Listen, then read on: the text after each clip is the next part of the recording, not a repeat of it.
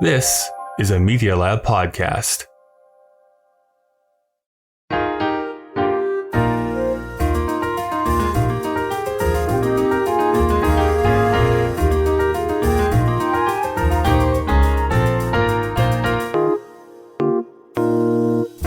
Welcome to Putting It Together, the podcast that goes through the entire body of work of Stephen Sondheim, show by show and song by song. My name is Kyle Marshall, your self-described Sondheim expert. Hopefully you've been enjoying these Sondheim Redux episodes that we are currently in. Today, of course, as you see by the title, we are jumping back into Company, talking about being alive. You know, a song that's not covered very much, not talked or discussed about in Sondheim lore, certainly not analyzed to death. I'll just let that hang there for a moment. Luckily, we do have Will C. White back as a guest who was just here, actually, to talk about I'll Never Do Anything Twice from the movie The 7% Solution. But as you'll hear, he has a very alternate take on this song that I think is fascinating. So can't wait to share that with you. Before we get into the episode today, just a couple of things. One, I want your suggestions. As you know, over on the Patreon page, we have recently hit $150 per month, which is very exciting for me. But I did set as a goal over on Patreon that if I were to hit $150 per month, then as a bit of a bonus, I would post each month a Sondheim adjacent topic. I'm leaving that broad and wide open.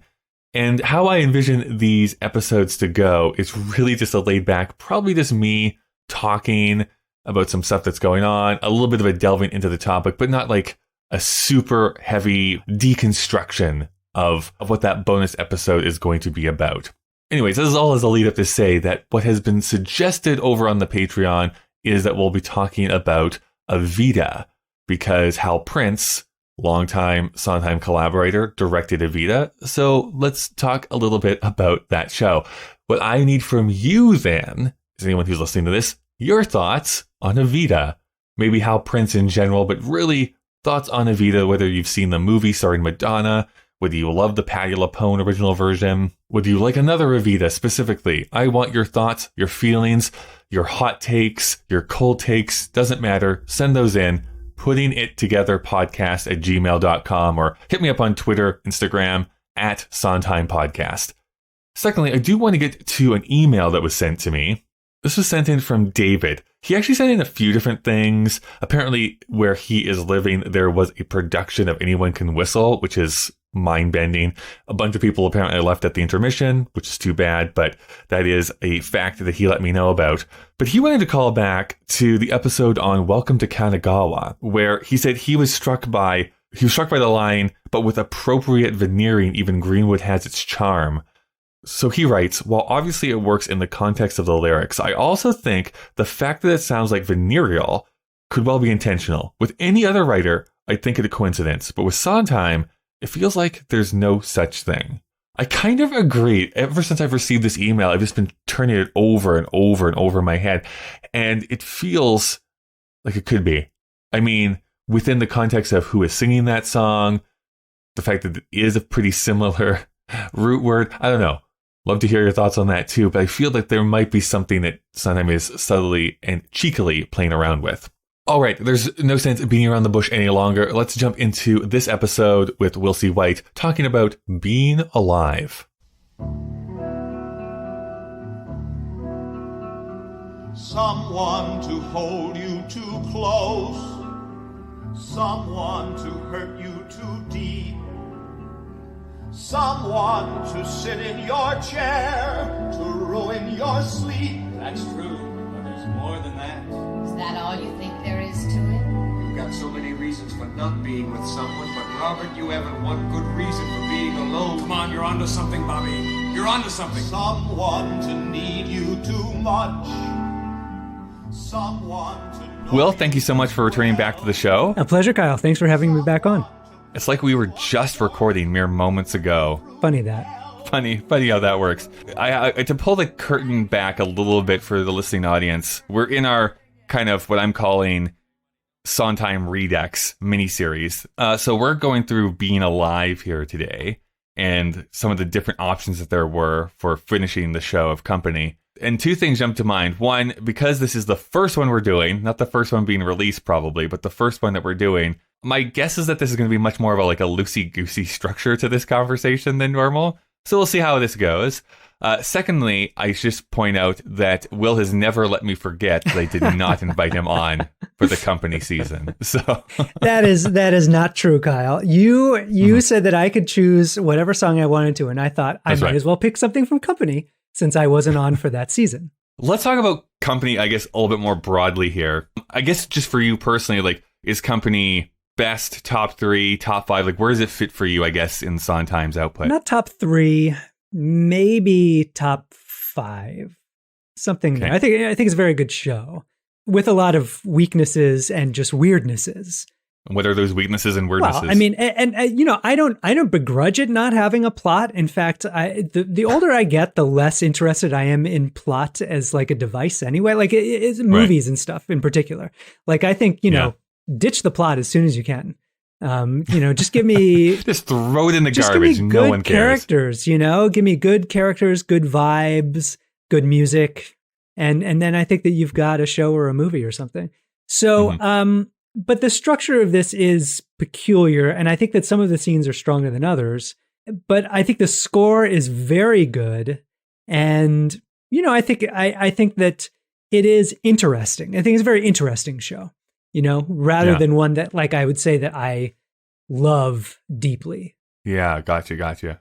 When was your first introduction to Company? When I was a sophomore in college, I got to music direct Company. So this was the first Sondheim show that I ever worked on. And but you knew Sondheim before then, or no? I had only known Into the Woods. I mean, I knew West Side Story very well, but I mean, I had music directed that show. But you know, from the musician's perspective, that's really a Leonard Bernstein show. Bernstein, yeah. Yeah, no, I didn't know too much of Sondheim before, and this was, you know, a real way to dive in the deep end about Sondheim. I mean, I really had to learn it from top to bottom, and I did fall in love. I mean, I just said that, you know, you don't fall in love with the show, but I did fall in love with it then. And yeah, the music, it still speaks to me. I would not say that this is the one that I go back to the most often to re-listen to, but I'm always happy when I do. I mean, I think the songs are great. So it has a special place in my personal Sondheim pantheon. Yeah, I guess coming from a musical directing perspective, like, what is it that you need to know in order to do that effectively for Company? Like, how is it different than Into the Woods, say? Well, I don't think it's really all that different. I just think that, you know, from a music director's perspective, like, if you're going to music direct a show, you have to know every line. You have to know every harmony. Yeah. You have to be able to play it all. You have to be able to sing it all. You have to be able to teach it all. You have to understand it. And you have to really understand how the songs function in the show. And you have to be able to time and pace the show. You know, I mean, for me, being a music director is also being a conductor. And so you've got to know your cue lines, right? You got to know exactly the beat that things are supposed to come in on. And in Company, there's all those songs like The Little Things You Do Together, where there are like little mini scenes in between stuff, or there's like vamps going on. You've got to really have a sensitivity to when to bring in, you know, the verse again. And I think that, you know, you just have to have a not only a micro sense of the show, of each individual note, but also very much the macro sense of the evening, how it unfolds. And I mean, you know, you never get to know a piece of music or a show or anything like that better than when you do it yourself. How was that production at the end of the day? Well, I mean, it was a college production. I'm sure that, you know, it was a little silly. I mean, having, you know, everybody be a little bit too young to play these parts, even though the people in the show are not particularly old. I'm sure it was fine for a college black box theater production. I don't know. I don't think it was any great shakes, but it was probably pretty good. Well, I have a copy right here. Yeah, right. I doubt that a copy exists. And if it does, I don't know that I would want to watch it. I think I'll just leave it in the memory right there. We are talking about, of course, Being Alive here again. But that is not the song necessarily that Sondheim wanted to finish this show off with. So what do you have as far as opinions go as some of these other options? We have Multitudes of Amy's, and then Happily Ever After were the other two options. I think that this was the best of the choice of those three, but I agree with Sondheim that it's still not exactly the right closing number for the show. Why is that?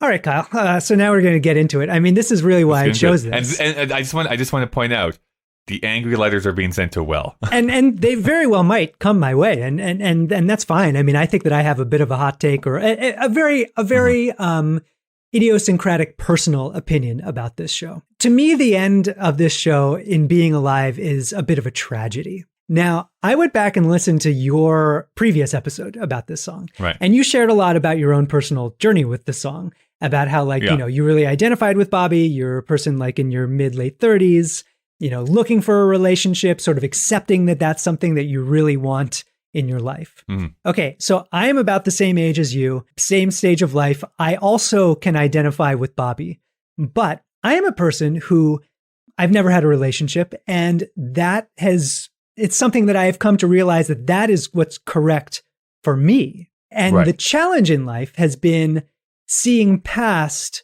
the societal pressures and norms that make everybody think that this is the one and only path, is to find, your person. And so as that being my point of identification with the Bobby character, if I read myself into Bobby, then for me, if I were to accept at the end that I guess I get it. I must be in a relationship. I need to get married. For me, that's like the triumph of brainwashing, of societal brainwashing, and a tragedy. I mean, then it's like you're watching a slow motion car crash, seeing somebody go into an institution that is going to ruin their lives, potentially. Oh, interesting. So I would okay, so great. Like in the recent revival, Bobby's a woman, big revolution. To me, the revolution would be make Bobby an Aero Ace legend. Give them, whatever gender they may be, a song that shows that there's more to life for some people, or there is a different life that is the version of a fulfilling life that doesn't involve partnership, marriage, and that kind of romantic relationship. So that's so send the letters, send the tweets at me all you want to, folks. But that's my take on it. And that's why I chose this song. I mean, this song is the quintessential song of the show in a way, or at least it's framed that way. I mean, in a way, I also thought that another good insight from your earlier episode about this show was that really the fun of the show is all the characters. It's everybody surrounding Bobby. But I think that there is enough to read into Bobby there that my interpretation is a valid one. And I think that if you read between the lines of what Sondheim is saying, at least where I think that he was identifying much, against his protestations, to the contrary, I think that he was identifying with Bobby at that stage in his life. And I imagine that he was probably sort of at a similar state to where I am, or somewhere in between. And so I don't know. I find that it rings false, or it rings tragic in a way. So that's my big take on this song.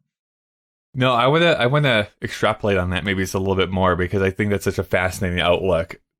For so much of the dialogue around Company, it's about and I have to say, I leaned into this too during that season of well, is Bobby gay? Is he bisexual? Is he straight? Is he a confluence of all of those? But I actually love this idea of it being well, what if what we've been seeing through this is not him finally coming to terms yes, I need a relationship, but hey, maybe I don't need a relationship at all to be happy.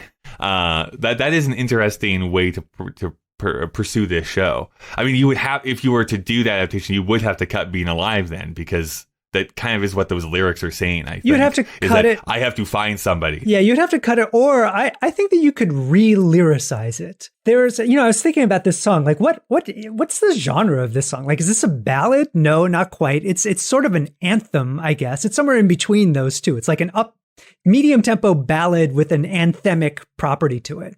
And there is something about it that has a conclusive sense to it. So much so that I really agreed with your guest on that episode that, the show should end at the end of being alive. That should be the blow out the candle on the last, all this extra on the last beat. So, there's something appealing and unusual about the music that I like, that I think works.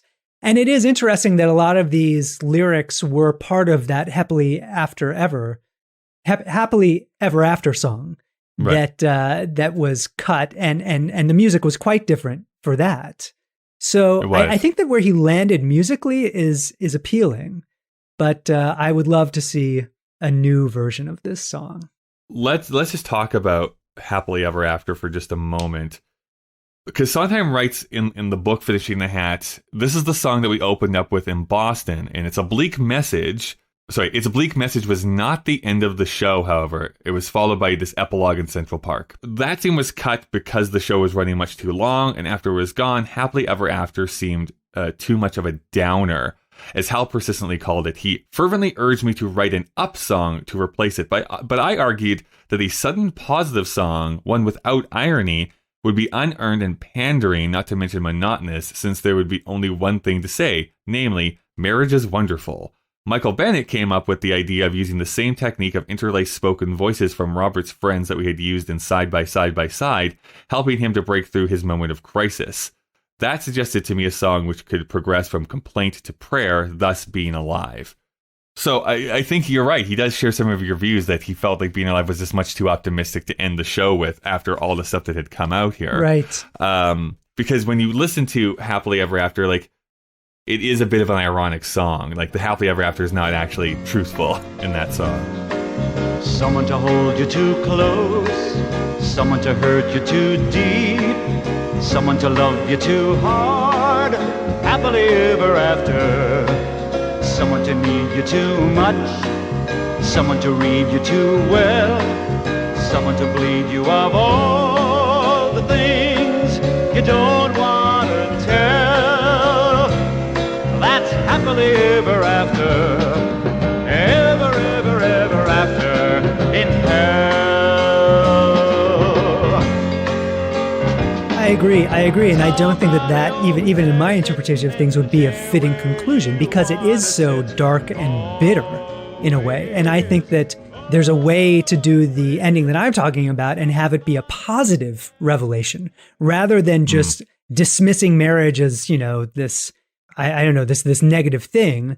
It's like, no, there's a positive realization for the character that he or she or they realize what is their personal journey and lifestyle.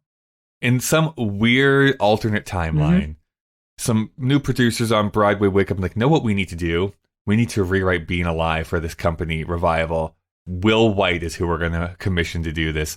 What are those changes you would suggest? Like, how would you slightly change it? I don't know. I would really have to think about it. But I mean, I would say that, like, I think you could keep the bones of the music intact. Yeah. And then, it makes me think of, like, there's this opera by Puccini called La Rondine, and there's two different versions. And in one version, the heroine kills herself by walking into an ocean and drowning. And in another version, she doesn't do that. And Puccini didn't change a note. He just handed the score to his librettist, and he was like, "Make me a new ending." And it's pretty astonishing. I'd heard that there was this alternative ending, and I always wanted to hear what it sounded like. And it sounds like the exact same thing. It was kind of amazing to me that you could do that. And whereas I don't think that quite works as well, I think that with this song, like, you could make it work somehow.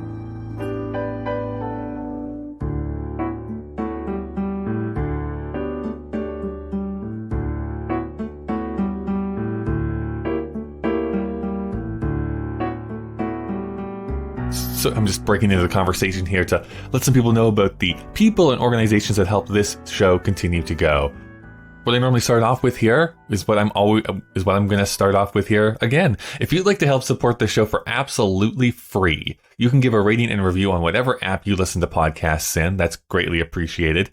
And if you'd like to help monetarily, which will only help to grow and make this show better, you can do so over at our Patreon page. Please do not donate if it impacts you negatively financially. I also need to give a huge thank you to the God That's Good tier from Patreon, the triumphant quartet of Jack, Todd, Carrie, Whitty, and Louise. You, of course, can go to patreon.com/puttingittogetherpodcast for more information. Putting Together is also a proud member of the Alberta Podcast Network, locally grown, community supported. The Alberta Podcast Network promotes and supports Alberta-made podcasts and connects their audiences with Alberta-based businesses and organizations. This week, we're brought to you by Pod Power. With Pod Power, our sponsors are making it possible for us to amplify the voices of Albertans and Alberta podcasters. This episode, the Edmonton Community Foundation is helping us to give a Pod Power shout out to What's the Cheesemas? What's the Cheesemas? A new podcast with an inside look on Philippine X identity in the diaspora. Cheesemas is the Tagalog word for gossip. Subscribe to hear weekly episodes about disappointing your parents, breaking it to your friends that you're not Italian, trying to figure out why you punched a car, and much, much more. What's the Cheesemas is produced by CJSR, Edmonton's campus and community radio station. Download it wherever you find podcasts and on what'sthecheesemas.transistor.fm. Now, Cheesemas, by the way, is spelled Tismis. What's the Cheesemas? This episode is also brought to you by Park Power, your friendly local utilities provider in Alberta, offering internet, electricity, and natural gas with low rates, awesome service, and profit sharing with local charities. You know, winter is coming and energy usage for Albertans will be increasing, so now is a great time for listeners to look at their utility bills and ensure they are on the best plan. Albertans have a choice who they pay their utility bills to. Park Power is happy to provide free, no obligations comparisons. If you decide to switch providers, it's easy, and you can feel good knowing you are supporting a local business and helping to give back to our communities with your utilities bills. Learn more at parkpower.ca.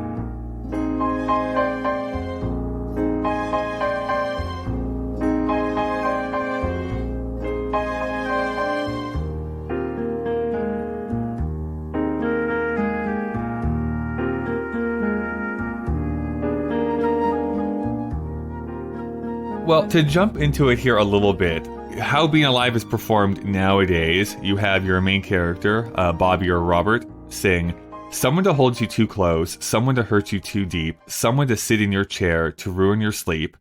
There's a few interjections, and he continues, "Someone to need you too much, someone to know you too well, someone to pull you up short, to put you through hell." Someone to hold you too close. Someone to hurt you too deep.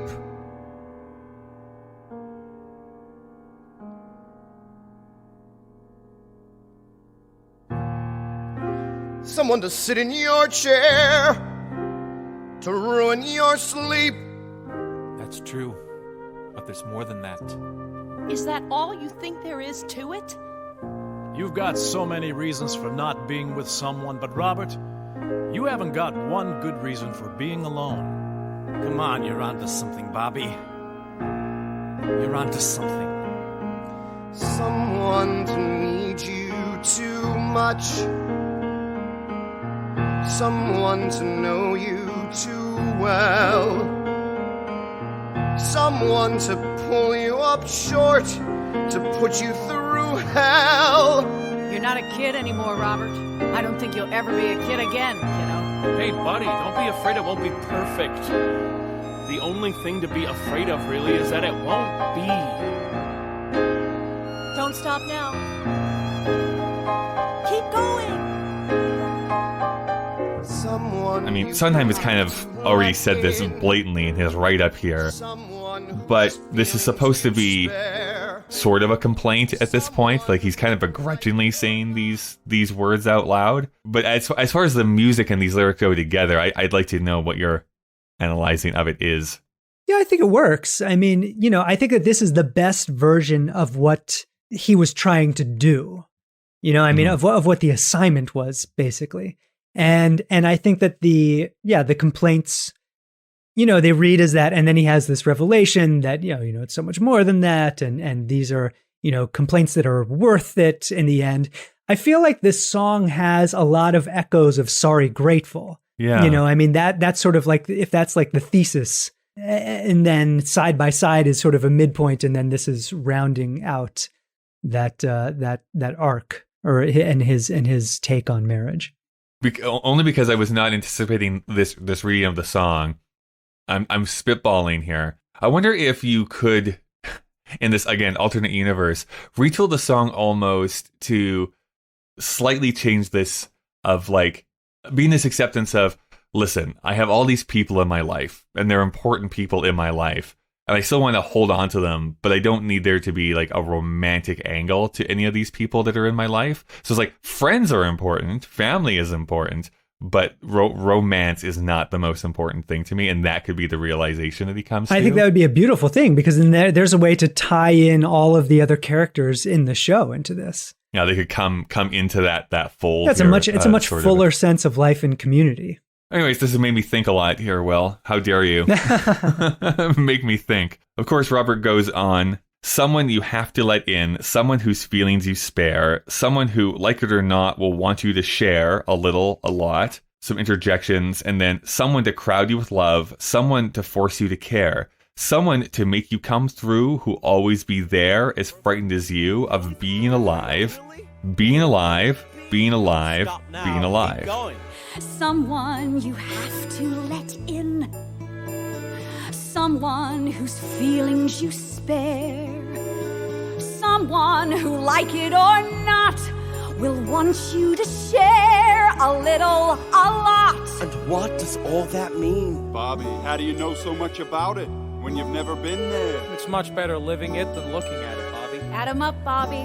Add 'em up. Someone to crowd you with love, someone to force you to care, someone to make you come through, who'll always be there, as frightened as you, of being alive,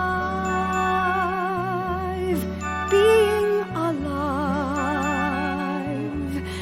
being alive, being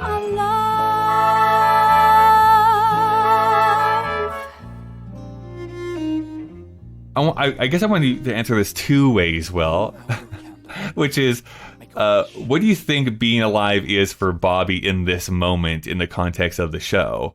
Let's answer that question first. Yes, like, what do you think he is talking about as far as being alive in the context of this song, in the context of this show? Well, I mean, he's talking about opening up his personality, his interior, and sharing that with specifically one other person and seeing the value of that.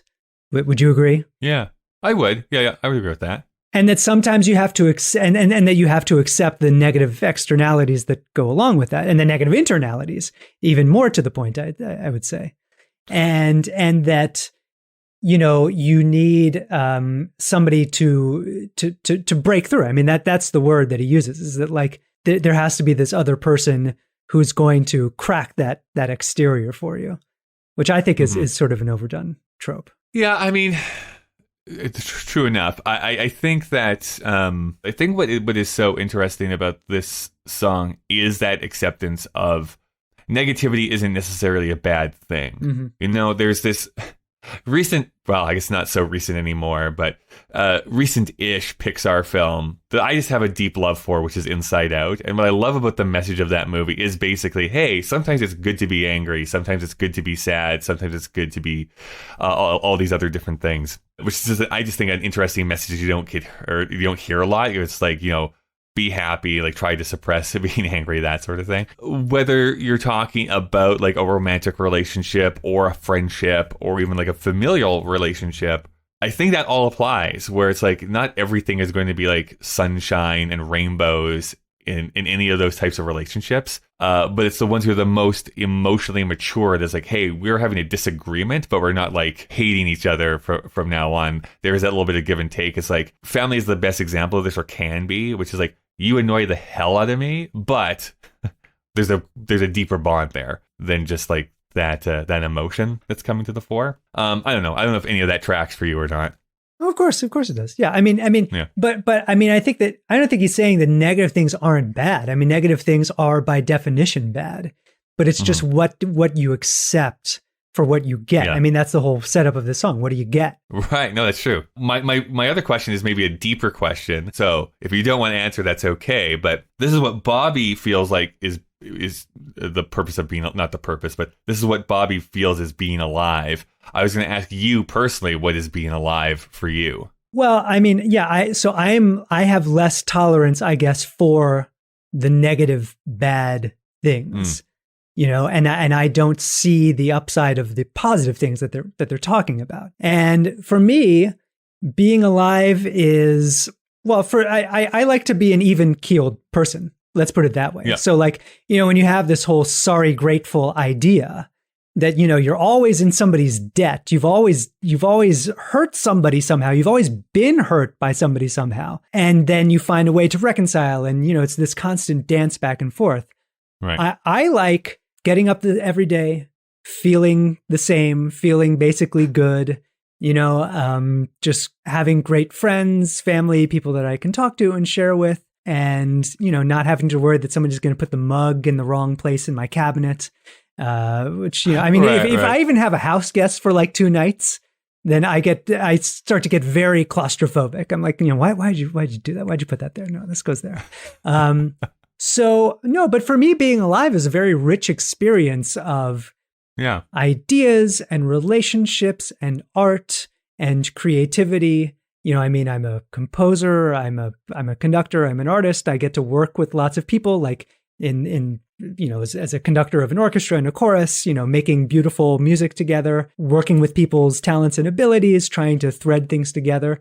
So, yeah, and I do know that in my particular case, and I would not say that this is like the way that artists have to feel, but in my particular case, I think that my artistic and creative pursuits have much the same positive influence in my life that a solo romantic partner can have for like the most of the rest of humanity. We continue on by singing, "Somebody hold me too close, somebody hurt me too deep. Somebody sit in my chair and ruin my sleep and make me aware of being alive, being alive. Somebody need me too much, somebody know me too well. Somebody pull me up short and put me through hell and give me support for being alive. Make me alive, make me alive." Somebody hold me too close. Somebody hurt me too deep. Somebody sit in my chair and ruin my sleep and make me aware of being alive. Being alive. Somebody need me too much. Somebody know me too well. Somebody pull me up short and put me through hell and give me support for being alive. Make me alive. Make me alive. Make me The biggest thing that I like to pull out from this section is that it's those modifiers that Sondheim is using inside of these lyrics, right? Because we have like, of being alive, for being alive, make me alive. Like it's subtly the same, but it's actually different every time that line is put out there. You can really see that he's wrestling with like what he's trying to communicate. It's the Sondheim special. He changed one word and changed the whole meaning, Yeah. I mean, how does he do that? He either changes one word and changes the entire meaning, or he keeps everything exactly the same and changes the meaning, I don't get it. Yeah, he uses the...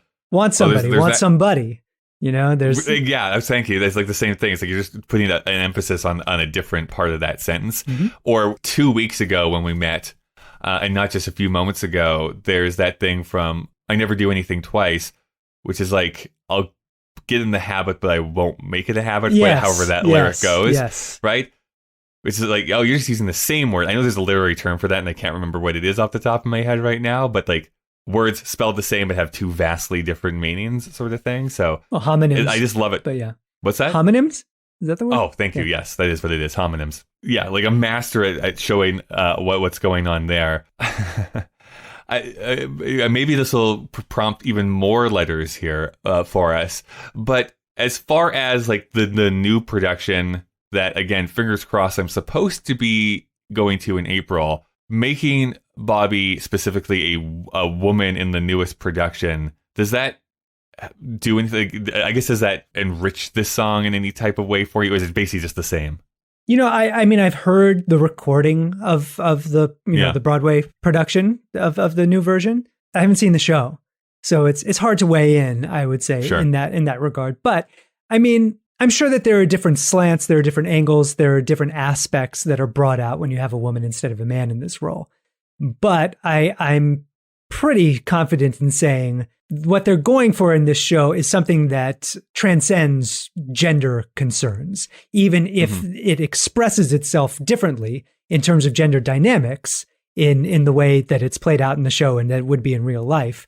But in terms of, this kind of awakening or realization, it's the same thing that could happen to a man or a woman or somebody of neither gender. Well, that's the thing I think that I'm pretty sure we talked about this too, possibly, but specifically for Company, why I think it has remained vibrant and you can kind of redo it is that by changing any one of those elements, like the core emotion is similar, but it does change slightly the message a little bit. So meaning like you can change like race, gender, sexuality inside of this show, and yet kind of all the songs work still. Just in vastly different contexts, I understand, but like it doesn't make it so that it breaks the show, is what I'm trying to say. That's right. And I think that you and I actually talked, I think that this is the second time that I've sort of weaseled my way into talking about Company on your podcast, because there was one other time I think we did for a little Patreon bonus or whatever. And I said, like, now that you've got both versions of this show, or both versions of the lyrics, for a man and a woman, like, you should be able to do any combination. I mean, because now you can have a man who's in love with a man. I mean, Sondheim so devoutly maintains his stance that Bobby wasn't gay, but can't Bobby be gay now?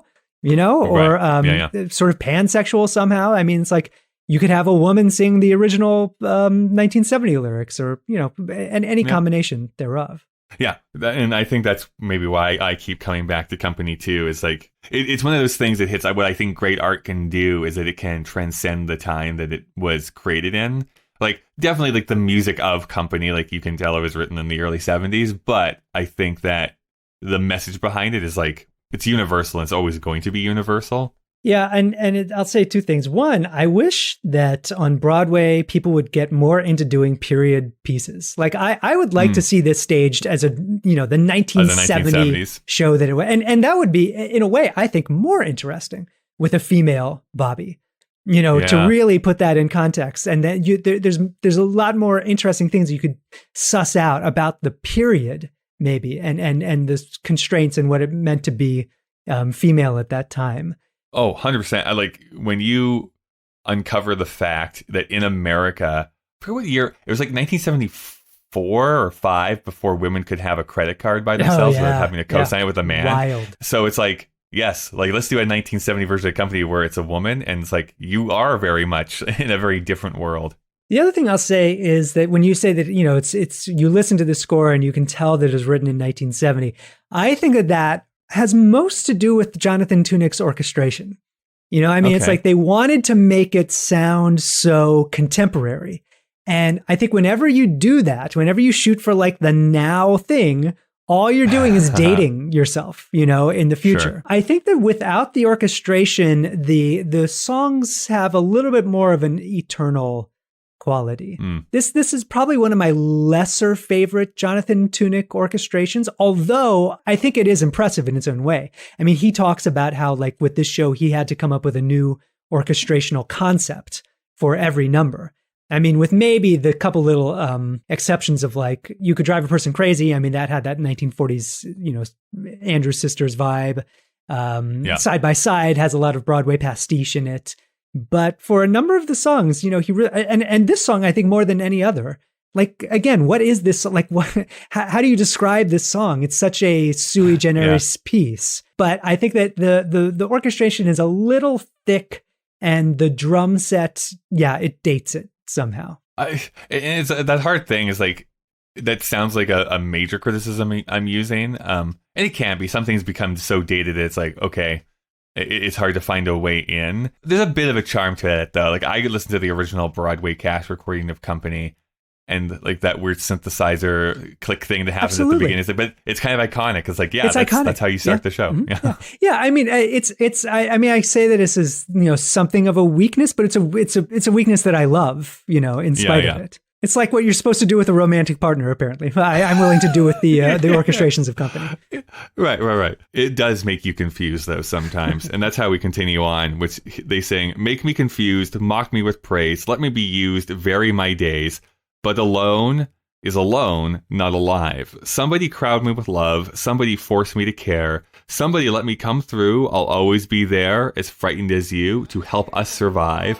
Being alive, being alive, being alive. Make me confused,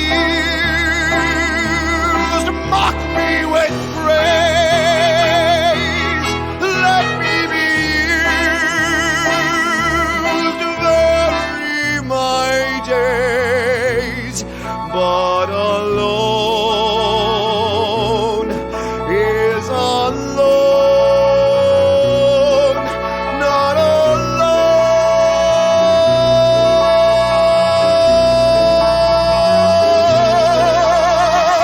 Somebody crown me with love, somebody force me to care, somebody let me come through, I'll always be there, as frightened as you, to help us survive. Being alive, being alive, being alive.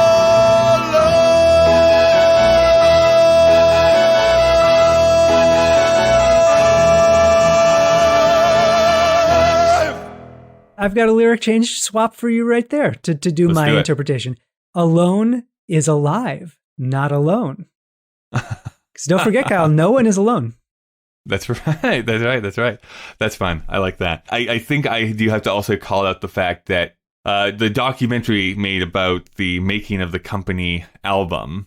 It's always interesting watching like this song being recorded by Dean Jones. Yeah. Because it feels like the camera like zooming down his throat when he's singing this song. Definitely, it's interesting to watch that being recorded. That whole documentary is fascinating. But I mean, of course the crowning piece is Elaine Stritch like losing her mind as they try and record her song. Yeah, that documentary, is just re-released by Criterion. It's up on the Criterion channel as far as I know. Yeah. But I kind of want to get like the actual box set because it looks pretty cool. It is pretty cool. I got it mainly because I knew that there was a new commentary track by Stephen Sondheim with it. And what does he say? It's underwhelming, I'm sorry to say. However, there is a special feature on the disc, which is a discussion between Frank Rich, Stephen Sondheim, and Jonathan Tunick, which is like about a 20 or 30 minute conversation that had some new insights, I thought, and was really quite good. I guess to kind of like wrap this all together here, then we've talked about this as the crowning piece. I'm assuming you might agree with the previous guest of the fact that you think that this song should happen and then like curtain. Absolutely, yeah. Blow out it ends on a bum bum bum bum bum bum bum. Blow out the candle. Show's done. Bows. It is weird. Of the professionally recorded versions of Company that I have watched that are on YouTube. It is weird having that extra scene. It really does. It's just like, we don't need this. It's like, we're done. We got our emotional catharsis. It's like the end of Don Giovanni. If any of your listeners out there are opera lovers, there's, it ends on like the finality of that show is when there's this like huge demonic minor chords and Don Giovanni is flung into the pit of hell. And then they do this like little Liberty Gibbet kind of pastiche number right at the end. It's in D major all of a sudden. Yeah. It's like, no way, cut that. So Company is the Don Giovanni of Broadway musicals is what we're trying to say. Well, I mean, it's in this particular sense, but of course in every other sense, Sweeney Todd is the Don Giovanni. Yeah. If people wanted to check you out, see what you're up to online. Yeah, if they want to get at me with all those ats, find me at Will C. White on Twitter. And, I did just sort of allude to my classical music side of my online personality. And if you're interested in that, check out the Classical Gab Fest, which is a weekly podcast, a discussion about the ever-changing world of classical music with me and two of my friends. And really make sure it is Will C. White, or else a very confused Will White is going to get a bunch of messages like, what are they talking about? I know, yeah. Don't send it to Will E. White. That would be a catastrophe. Completely out of the question. Then see the pretty girl smiling everywhere from the ads and the TV set. Thank you so much for listening. You can send emails to puttingittogetherpodcast@gmail.com. You can also follow Sondheim Podcast on Twitter and Instagram. And you can support the show on Patreon by going to patreon.com/puttingittogetherpodcast. Thank you to the Alberta Podcast Network, to Pod Power, and to Park Power this week. Putting It Together is available on Apple Podcasts, Google Podcasts, Spotify, and pretty much anywhere you can get podcasts from. Consider subscribing so that you never miss an episode. Next week, we are going to go to Sweden and maybe have a bit of a liaison with an older woman. As always, a big thank you to the great Chris Taniguchi, who designed the podcast artwork, and to Nick Driscoll for composing our theme music. Well, we've reached the end of our episode. Yes, I know. Goodbye for now.